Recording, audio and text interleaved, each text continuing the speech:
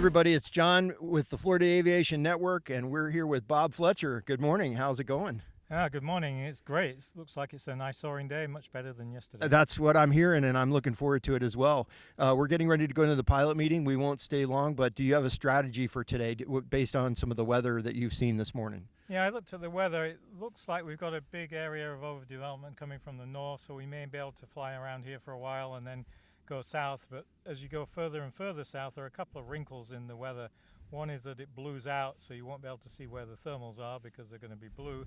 And there's a couple of incursions of marine air likely south of Tampa, so you've got to make sure you don't disappear into those and get pretty low. So for the people who are unfamiliar with soaring and soaring racing, how are you planning to win the race? Do you have a particular strategy that you're using, or is it just to be as efficient as possible? How do you think about it? How do you psych yourself up for this?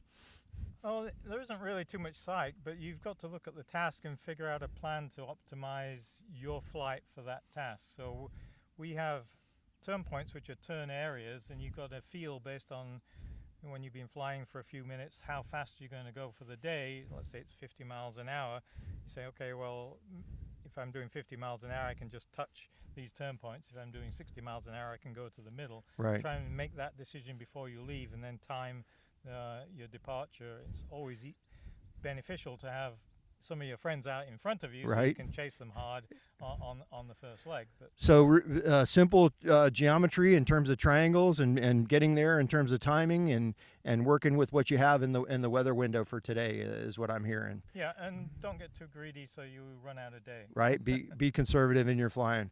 Well, this is great, and for those of you who aren't familiar with the Soaring Championship, Senior Soaring Championship 2025, we're going to be watching you very closely, and we'll put up those links for tracking our gliders. So thanks for talking with us today. I appreciate your time. It's a pleasure. Have a great flight today. All right.